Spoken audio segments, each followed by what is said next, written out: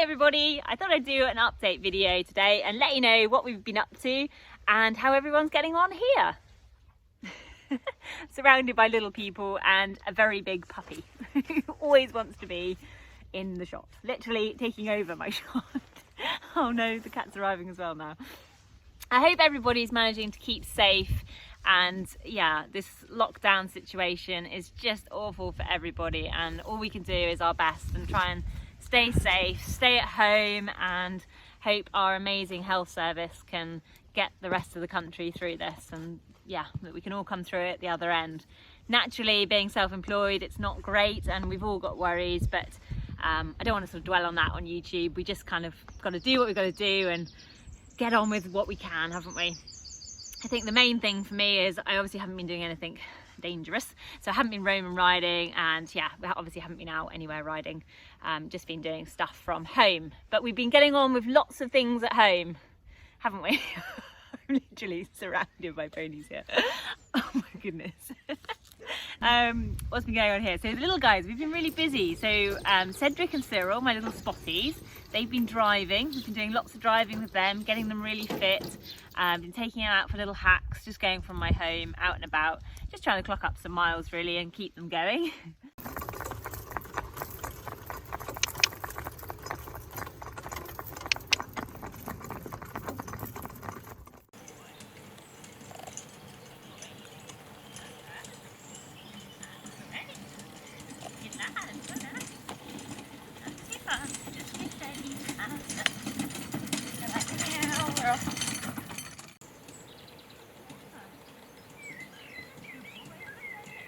Now the weather's improved and everyone's able to live out. It's a kind of double-edged sword for me because I have so many ponies that would be potential laminitic, so I have to be kind of careful. So I try and sort of step up their exercise level at this time of year, and my older ones like Albert and Ernie, they're probably like my highest risk ponies in terms of getting laminitis.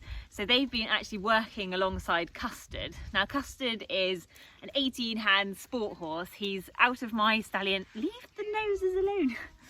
He's out of my stallion Marcus, and he's a dear boy. He does sometimes struggle with sound issues, so he's kind of a bit sporadic in his work, but he is great fun. I mean, he's such a cool dude, so it's really lovely. And I've been sort of slowly getting him back in work. I'm surrounded by slowly getting him back into work and using that as an opportunity to get the Albert and Ernie working as well. So I've kind of been having a bit of a ginger team going on. Oh my gosh, I'm literally surrounded.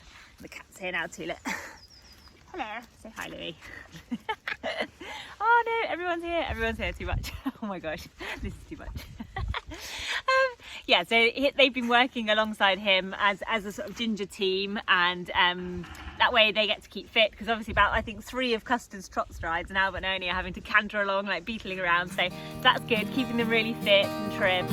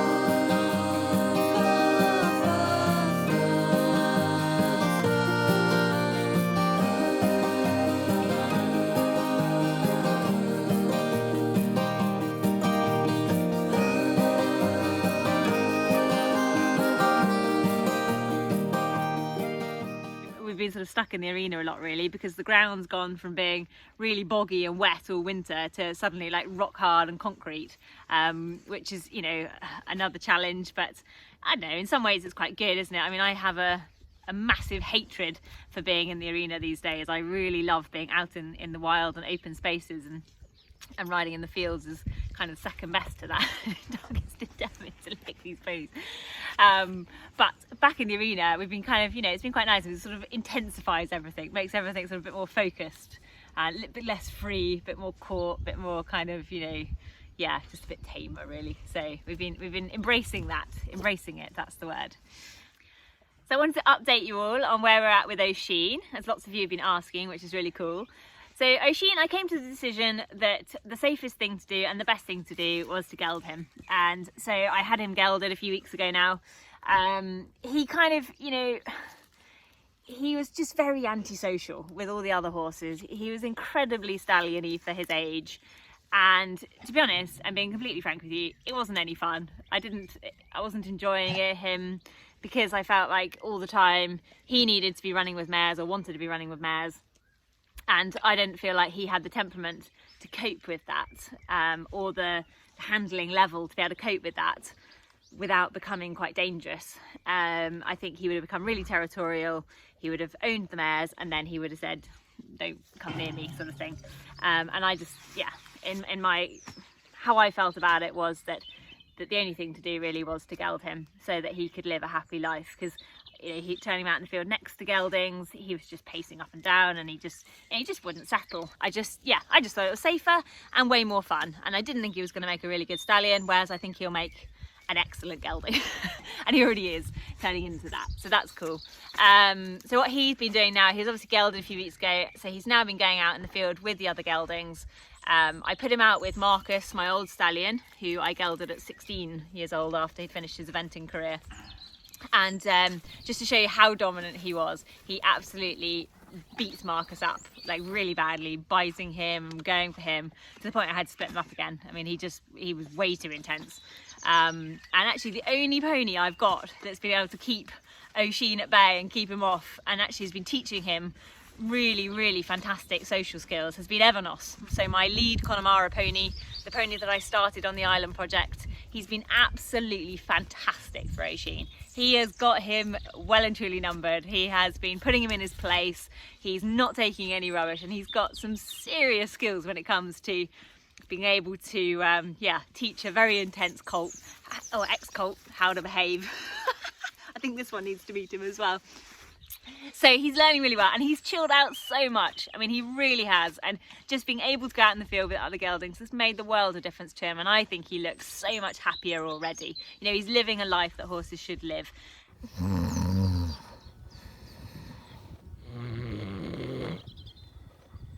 Oh, should we let your friend out?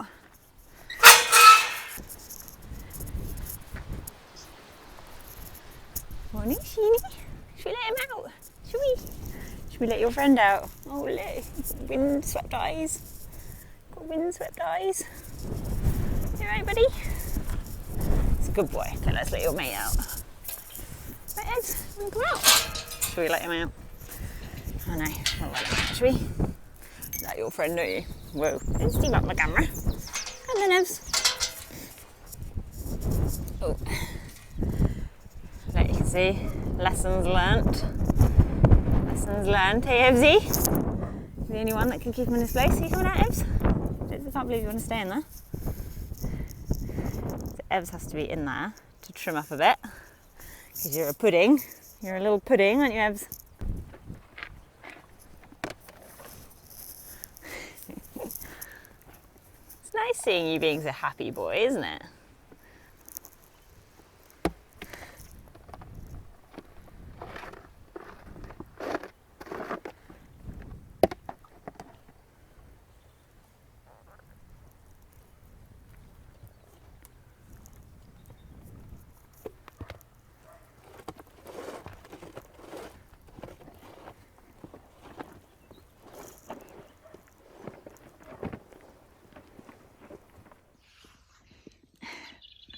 I've also been reclaiming my grey Connemaras from the mud.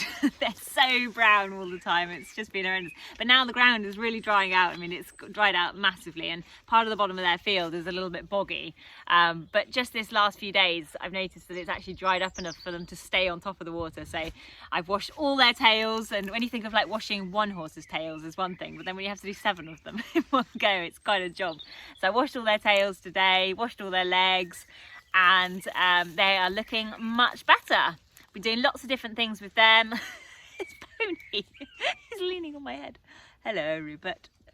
See, this is the next one that needs to be gelded. They're not quite such a problem when they're only knee height to a grasshopper, are they? Hello. Hey, Squidge. So yes, we've been getting them looking nice and grey and clean, so hopefully we can make some nice videos with them, which is really nice as well. I like it when they look all clean and shiny.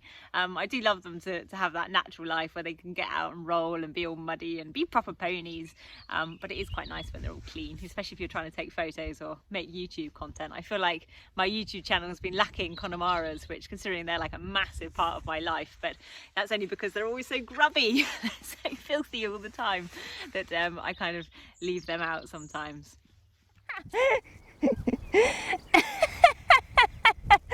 Oh, Doug, you are a plunker.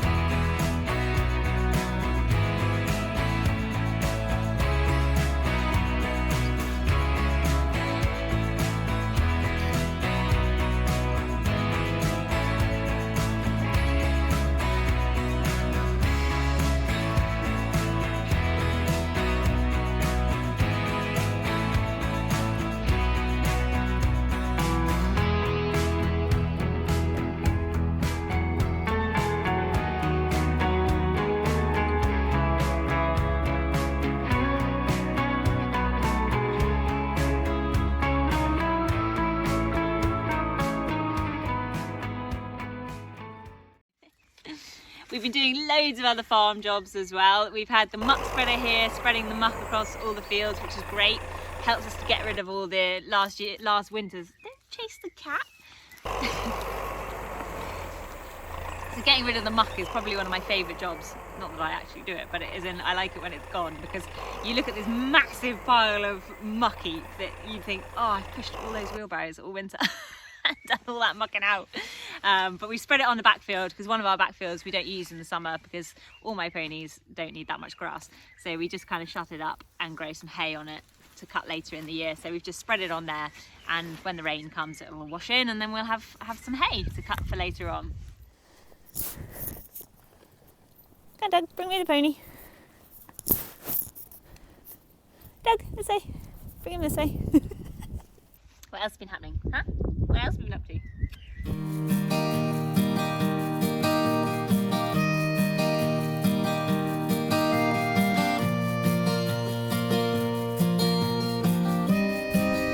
Breakfast, Sally.